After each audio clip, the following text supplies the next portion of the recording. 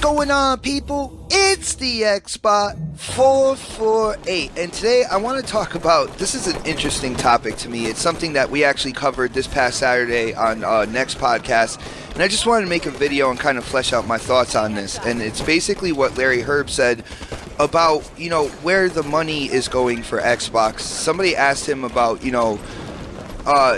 buying those DLC rights, getting DLC first for multi-plat games and stuff like that, and basically pointed out that Sony is getting a lot of that stuff. And Larry Herb basically said, "You're right." Major Nelson went out there. He was like, "Well, you're right." And then he came back and he said, "What do you want though? Do you want us to put money in this? Because we do have a budget. Do you want us to put money into getting DLC on multi-plats first, or do you want the new IPs that we're putting money into? Do you want these new kind of unique peripherals like the Elite controller and stuff like that?" He's like, "Well, what do you want? Because it's kind of like one or the other." And not only that, but they still are doing kind of like these exclusive rights when it comes to like Battlefield and stuff like that, whether they're just marketing rights or stuff, but they're still in that space as well. But I thought this was an absolutely brilliant answer, and I strongly believe that Microsoft is doing the right thing. Xbox is doing the right thing. They're putting the money in the right place. It was funny last gen, going into later in that generation, how a lot of these Sony extremists and stuff like that would point to these DLC marketing deals. It's like, see, you guys aren't getting any new IPs. You guys aren't getting any exclusives. Microsoft is just paying for this DLC for you to get the DLC first for like Call of Duty and stuff like that. And now this generation has definitely flip-flopped, and now these guys are praising the DLC and stuff that they get first, like the Call of Duty, the deal with Destiny and stuff like that. And it's funny to see them flip-flop. Me personally, I never kind of like, jumped on the rooftop and praised like this DLC first type thing that happened last generation with the 360. I'm not a big Call of Duty guy at all. I really don't like Call of Duty. That's just my personal preference. I play a game called Halo. I don't know, maybe you guys have heard of it. And that seems to really kind of quench my thirst when it comes to first-person shooters, competitive, online multiplayer type stuff.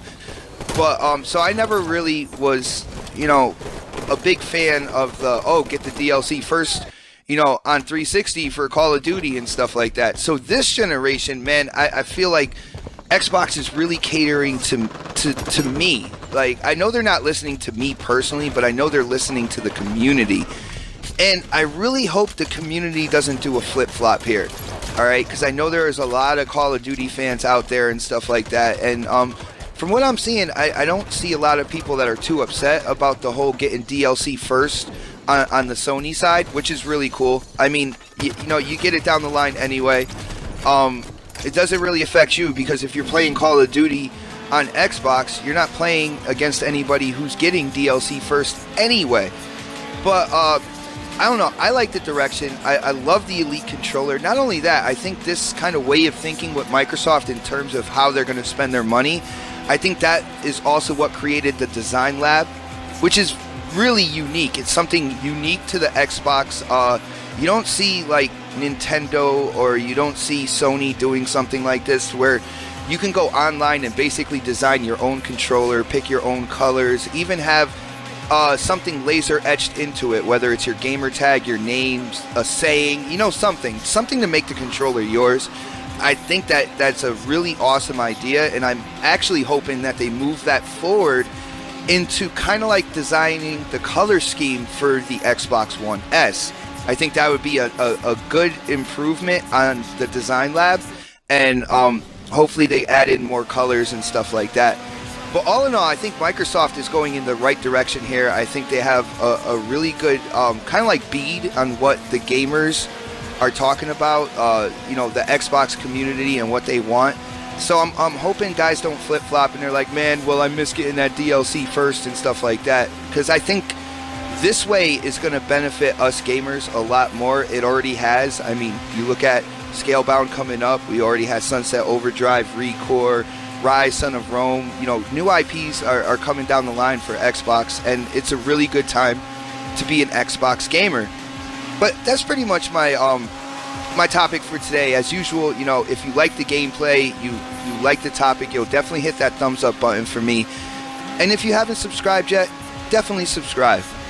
But as for now, this is the Xbot 448.